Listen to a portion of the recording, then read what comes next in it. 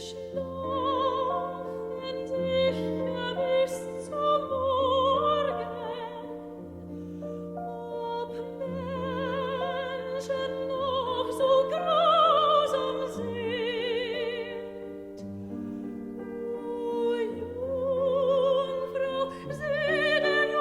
história da catedral tem início com o surgimento da cidade de Petrópolis. Sabemos que Petrópolis, na época do Império, era uma fazenda que ligava o Rio de Janeiro a Minas Gerais. Quando Dom Pedro I compra essa fazenda em 1830, ao retornar para Portugal, em 1831, ele deixa de herança a fazenda para seu filho, Pedro II.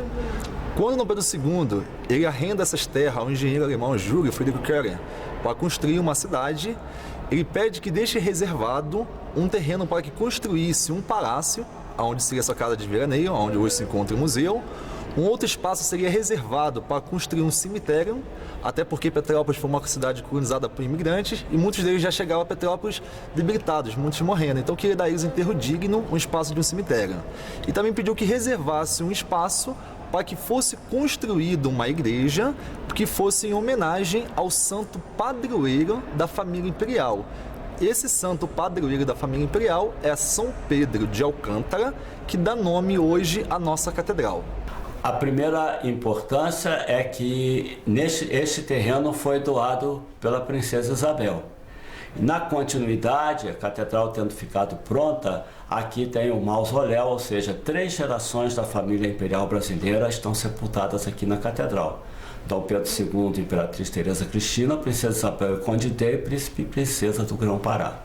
A catedral foi construída a pedido da Princesa Isabel para o pai, Dom Pedro II, porque a primeira igreja que existia em Petrópolis, que era a igreja do Império, ficava na Oscar Wenchenck, lá para cima ali do Morro dos Milionários, mais ou menos ali na área do Liceu, um pouquinho mais acima, E aí, só que a Princesa Isabel pediu a catedral, o pai começou a construir ali no meado do século XIX, 1860 e pouco, se eu não me engano. Só que ela, como ela é imensa, a construção dela não foi até o fim. Na época, não foi de cara, ela não começou e acabou de uma vez. Então, a primeira parte dela, não existia nem a Torre do Sino. A torre existia, mas a torre parava logo depois que ela sobe, depois a torre vem e faz uma agulha bastante alta, Logo depois que a torre começa a subir, fora do corpo principal, ela para. E até ali tudo é em pedra. Dali para cima, foi construído com alvenaria de tijolos maciços e de cimento, que a gente chama de cimento armado, que é uma técnica construtiva anterior ao concreto armado, que é o que mais normalmente a gente se constrói, é mais comum a aplicação no Brasil. Então, ela tem esse detalhe, que a cara dela, na época do Império, não era essa que a gente tem hoje. E aí a torre sineira e aqueles 5 sinos enormes e mais aquela agulha ali do telhado, ela não existia. Na época, e foi uma imagem que começou, se eu não me engano, ela terminou quase 100 anos depois, eu não tenho certeza das datas, mas é uma construção que virou para o século XX, e hoje a gente tem uma imagem da catedral que na época ninguém tinha, porque ela não tinha sido terminada. Religiosamente, porque como catedral, ela é a igreja-mãe de toda a diocese de Petrópolis. São 44 paróquias da diocese, que são governadas pelo nosso bispo, Dom Gregório Paixão, e aqui então é a igreja-mãe de toda a diocese. E também aqui são celebrados grandes momentos da vida da Igreja Católica Apostólica Romana na nossa região. Também pela própria história da catedral, nós não a fechamos somente no aspecto religioso. É claro que ele é o principal, mas aqui também acontecem grandes momentos da vida cultural da comunidade, como a abertura do Festival de Inverno da Delarte, o concerto mensal do nosso órgão e outros acontecimentos também, concerto de Natal e uma série de outros eventos culturais. E uma importância muito grande na catedral é que nós conseguimos quebrar toda essa situação que catedral é a igreja do rico, aqui todo o povo da cidade tem o seu espaço na catedral. Eu acho que por causa dessa relação, justamente de ser um emblema, de ser um ícone, de ser uma igreja tão linda, tão imensa, tão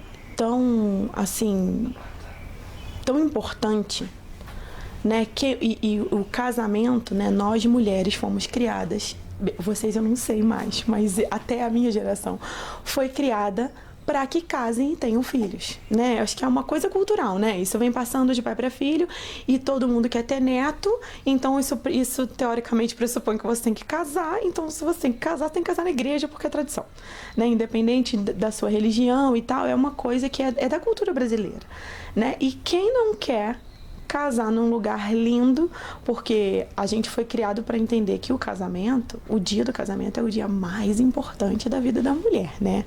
Então, quem é que não quer casar num lugar incrível, no dia mais incrível da sua vida, né? Por isso que eu acho que a catedral chama tanta atenção assim.